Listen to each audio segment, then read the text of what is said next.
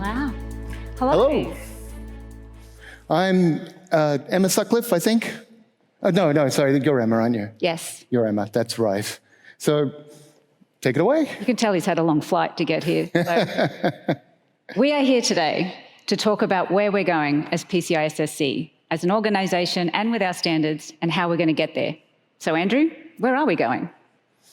Well, before we get there, we really need to talk about where we are now, and we need to know where we came from, because we're talking about evolution here, and evolution happens from where you were and as you grow and as you become better at various things and so forth. We're building on the present, we're building on the past, we're building on the bedrock of what we've already developed, the standards we already have and that we've already deployed.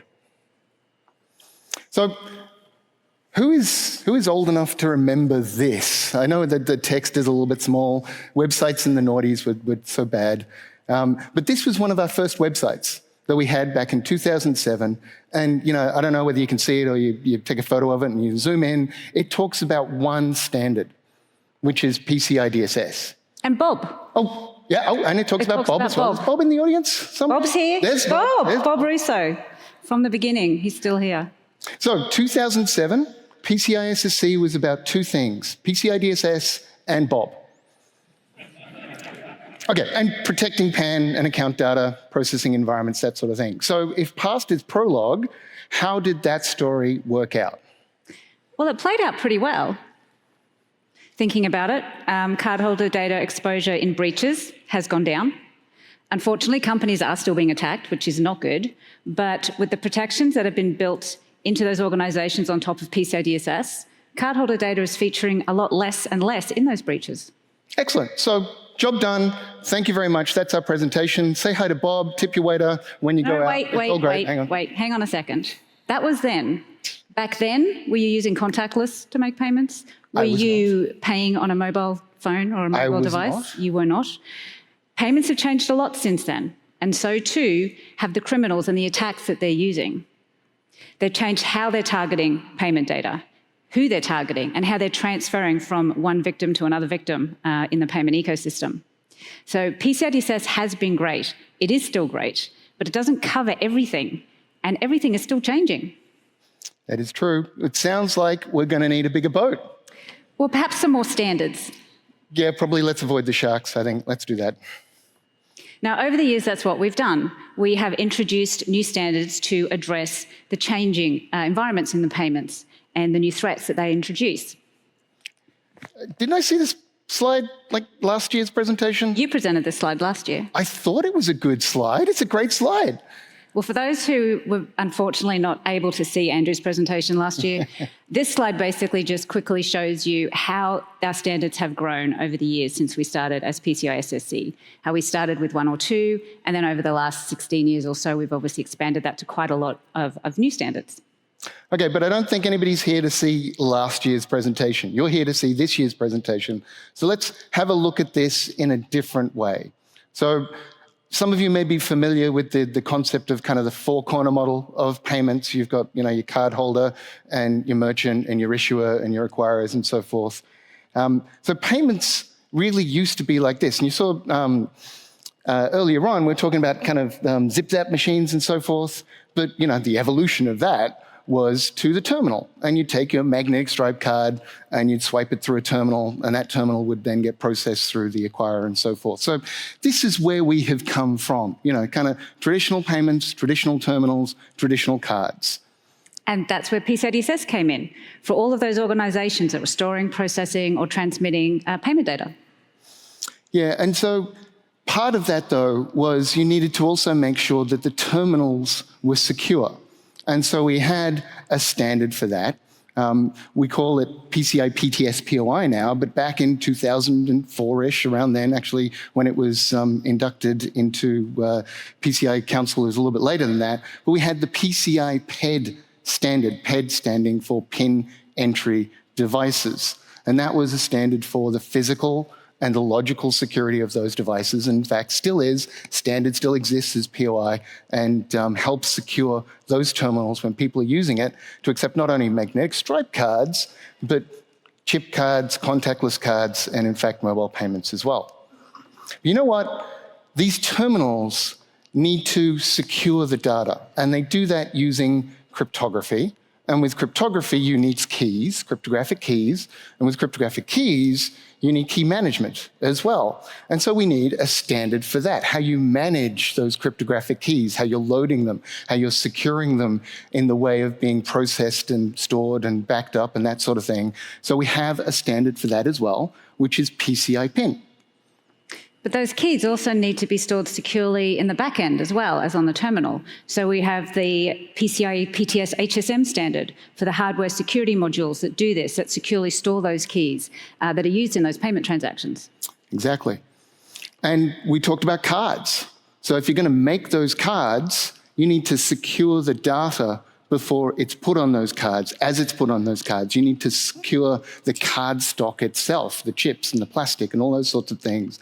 And so we have standards for that. We have card production standards. So card production logical standards around how you manage the data, card production physical standards around how you secure physically the environments in which those processing, that card production is done. And something else that's changed is the amount of software that's being used in payments now. Software is much more widely used from e-commerce shopping carts, but also it's changed on the POI devices as the different applications that are used and everything in between. So this software also needs to be developed and managed securely. And we have our secure software standard and our secure SLC standards to help ensure that that is done properly. And so as you're listening to this, you're probably hearing all of these acronyms that are coming at you. We have lots of TLAs, three-letter acronyms in our standards. You know, we've got PTS and POI and DSS and so forth. But, you know, there's going to be a few more, so you're just going to have to kind of hold on to your seats a little bit. But when it comes to the terminals, we talked about the terminals. Great, they take the cards. There's cryptographic key management that's used. But you also need to secure, if it's a PIN entry device, it's securing the pins. That's great. You want to secure the cardholder data as well. And so we have a standard for how those terminals can be used in a way that does that, that looks at how you load the keys into those terminals, manage the keys, the applications, how they're secured, how it gets sent to a back-end environment, how that back-end environment is secured, and the decryption environment and so forth. And that's a PCI P2P standard. But people aren't just paying in physical stores with physical cards either. They also pay online and use their mobile devices. And mobile issuance uses EMV tokens, which are managed by token service providers or TSPs. And we have a standard for those organisations as well. Paying securely online also requires secure cardholder authentication, which the EMVCo 3DS specifications help to provide a defined protocol for.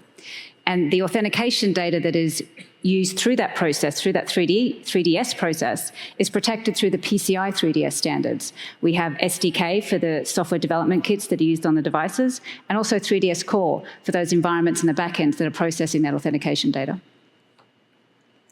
And so then we finally have, to round out our suite of standards, the standards that look at how you secure transactions on mobile devices, on tablet devices, on consumer-based devices. And so this is our SPOC standard, our CPOC standard, our MPOC standard that talk about payments on COTS. So the latest one being mobile payments on COTS. So here we're looking at how we've evolved from the terminal being the thing really that is doing the payments, all the way through payments being conducted online to now payments being used in a consumer device. And you know what? Accepting on a consumer device, being paid with a consumer device as well. We've really moved through the suite of technologies here. So that's where we've come from. Now let's talk about, we've talked about where we are now. Let's talk about what's next. So payments are continuing to change. I talked about mobile acceptance, mobile issuance. Mobile is increasingly part of the payment experience. And so is software. Software is kind of everywhere. You won't find a bit of software now that isn't assembled from other pieces of software, that doesn't have some open source in it, that doesn't potentially have some software that sits up in the cloud somewhere. The way in which you use your cards and the way in which the cards are being used, importantly, is changing as well, because we're moving from 6-digit pins to 8-digit pins. And we talked about 8-digit bins last year. That was a very important topic for the community to discuss. Exactly right. So we've laid the groundwork for that in the standards, in support for that, but the change is still ongoing as well. And when we look at that change, there is an increasing speed of change that's going on. So these graphs that are up here, basically down the bottom, you can see cash usage is going down in a lot of regions, but cards are being used increasingly more, but so are applications and other things. And that graph up the top, when we look at that, the blue line is actually for physical card use, whether it be swipe or insertion.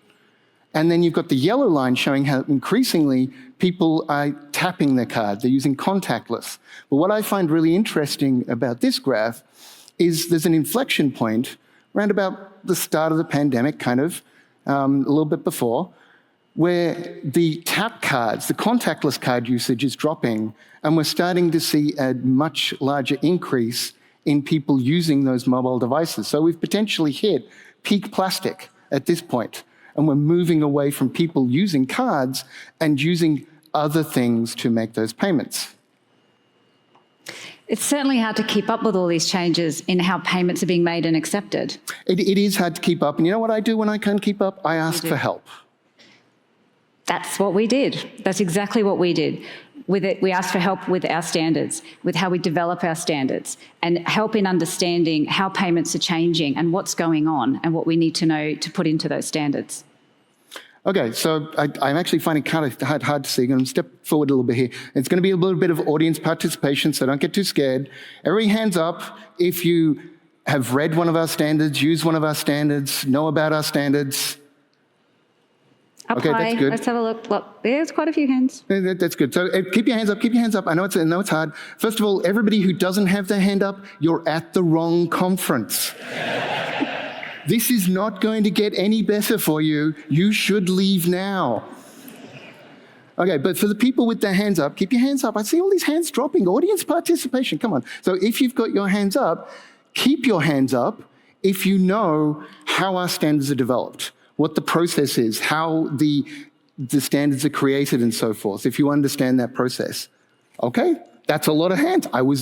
My notes here say, oh, no one's got their hands. I'm quite surprised. Everybody knows. Is that all the PCI staff with their hands up and the training team? There is a lot of PCI. We don't have that many staff, though, I don't think. So, it's not quite that many staff. So how are our standards developed?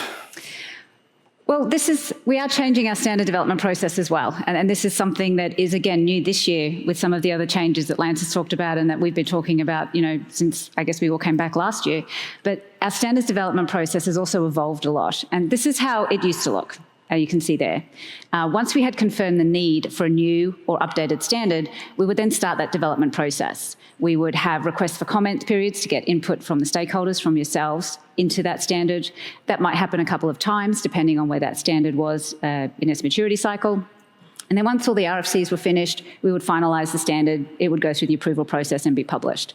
But it all started with that initial point, that need to have a new standard or to change a standard. And to help us get more insight and information at that point, we now have our Roadmap Roundtable Group, or RRG. I told you there'd be more TLAs.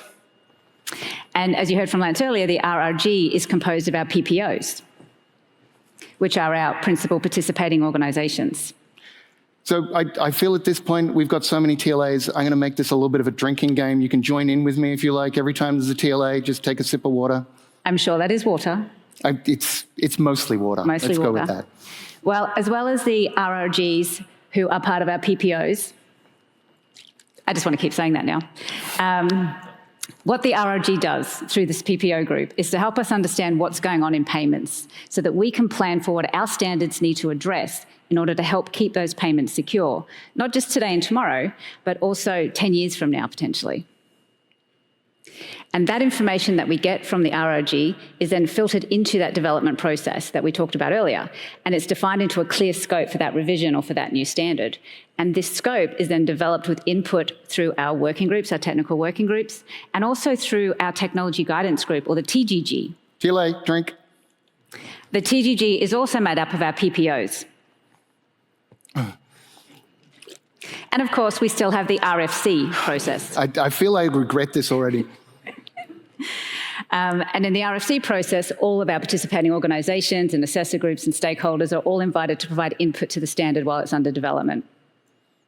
Now, once the standard is finalised, it goes through a formal ballot or approval process, which includes our Board of Advisors, also known as BOA. Okay. There you go. Our BOA, and they now have a formal vote on whether the standard will move forward to publication. And that is how our process has changed. And this new process applies to all major revisions of our current standards and all new standards development processes. So our standards development process has changed, but our standards are changing as well.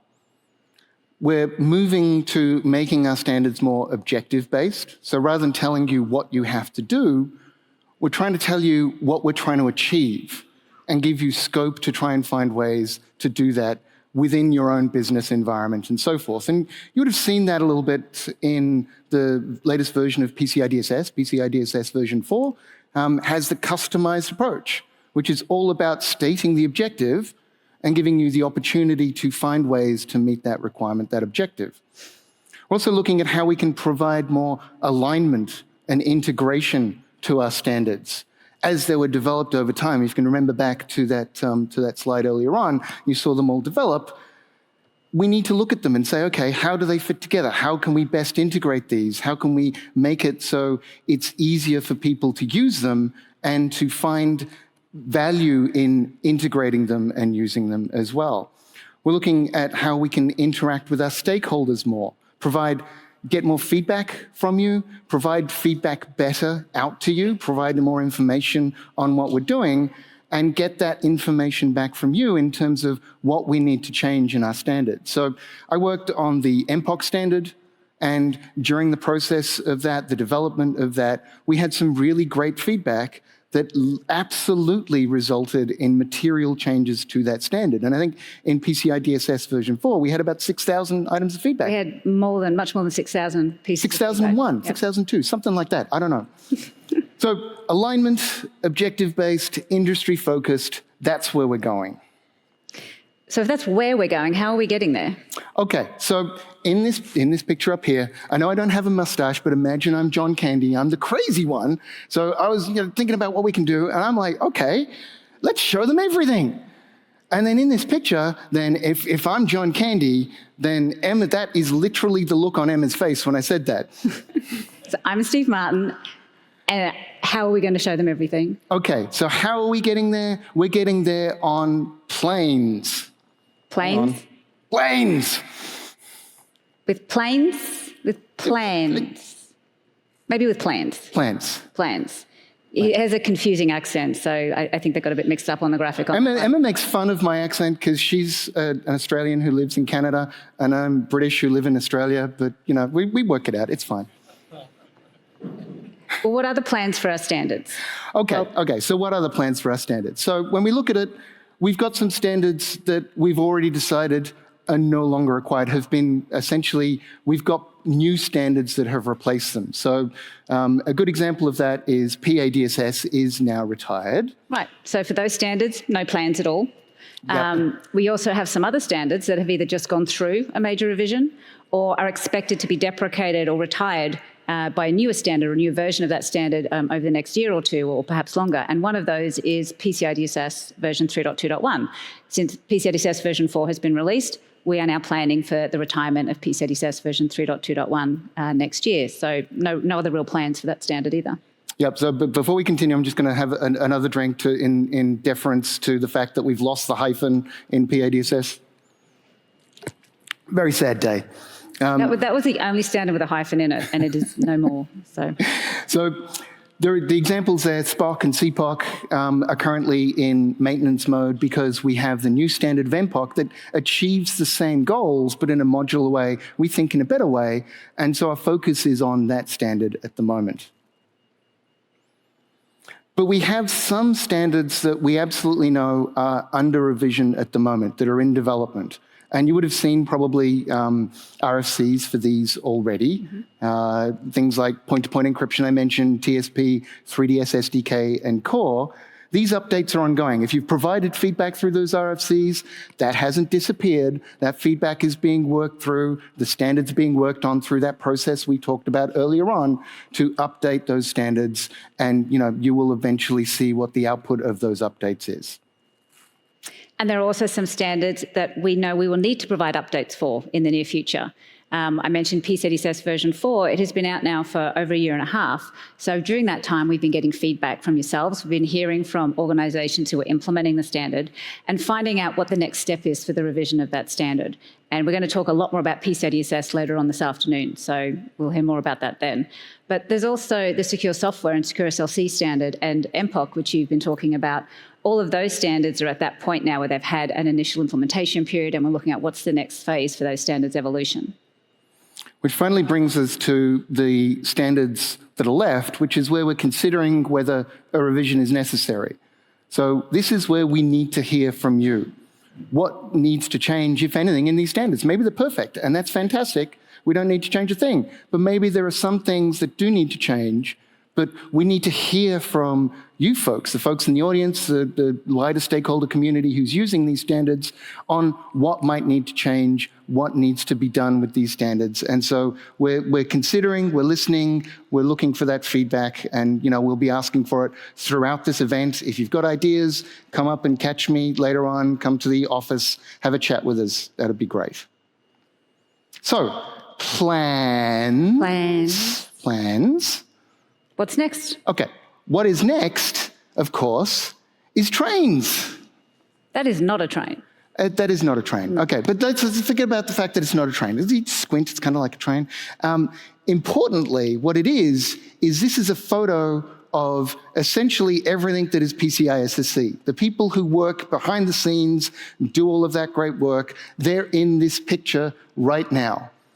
So who are they and what do they do? Well, if we break the company up into sort of 5 main functional areas, we can sort those into 3 groups. The first group is our operations group, and that consists of our assessor quality management team, our AQM. It includes the programs team and the training team. Now, the AQM group, which is a 3-letter acronym of our own internally. Okay. They manage all of the quality for our assessor programs and our ASV programs. They review the ROCs and the ROVs that come to the council for review and validation that they've met the requirements in order for a product or solution to be listed. Our programs team look after all of the programs that are effectively how our standards are implemented, into the industry. It's those validation programs, the certification and qualification programs for assessors and professionals, and those solutions and products that get listed. So program guides, qualification requirements, all those things.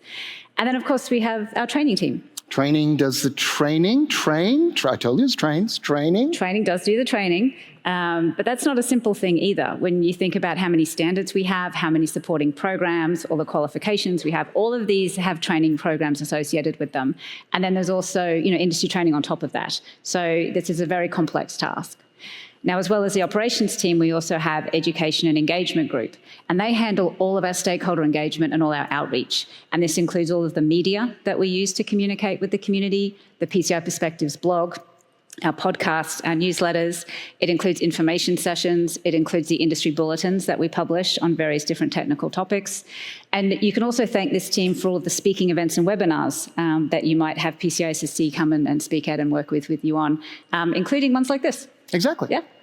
And so that leaves us with standards, which includes Emma and myself, but it also, more importantly, I think, includes the folks who work with us and, to be honest with you, do most of the work. Emma and myself basically just fly places and talk on stages. So that standards team, they develop, obviously, the standards documents with the working group. But you know what? We have more than just the standards documents. There's the AOC documents, the ROC documents, there's the technical FAQs, there's the guidance documents. All these things are developed by the standards team. So these groups, that's the train. Which brings us to automobiles. Now that is an automobile. That is Emma is particularly fond of Formula One, but you know what? This car is nothing. Excuse me? Nothing without the folks who keep it on the road. Fair enough. Track, road, I don't know, something. The thing that Depends whizzes on the around. race. I'm not really a sports person.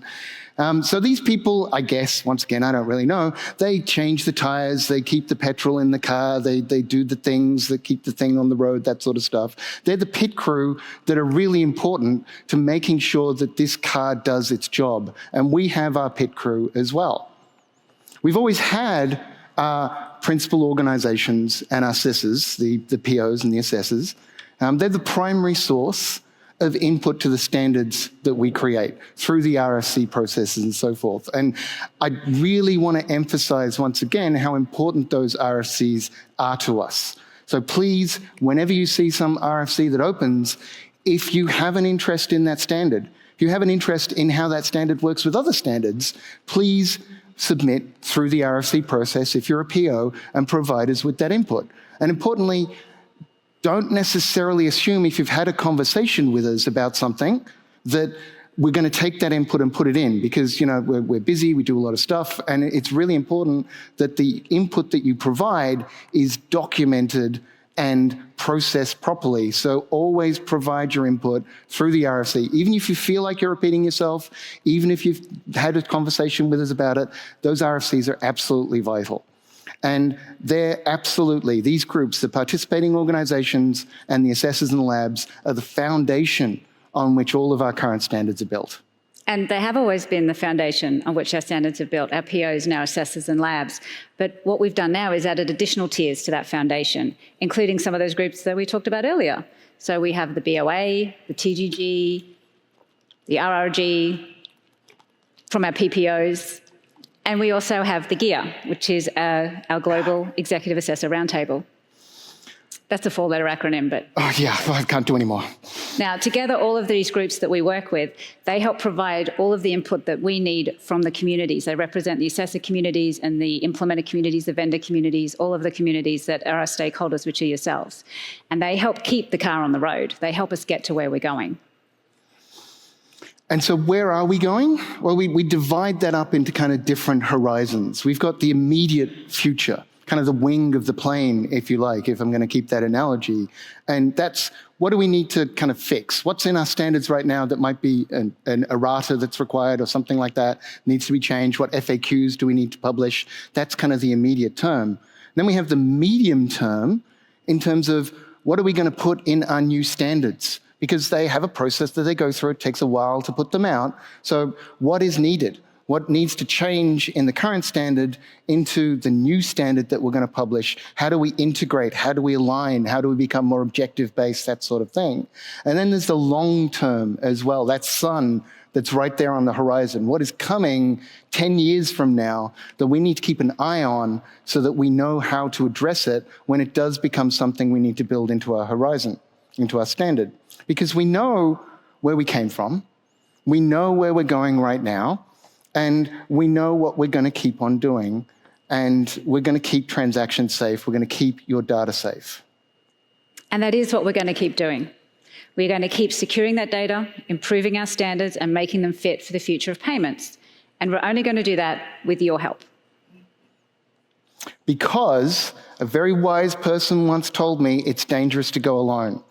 We need your help to help securing cardholder data. We need your help to help securing payments. We need your help in terms of the input you give us through the RFCs, in terms of you participating as part of the stakeholder community. We need you to come with us on this journey. Thank you very much. Let's line up like this. There you go. Thank you very much. Thank you.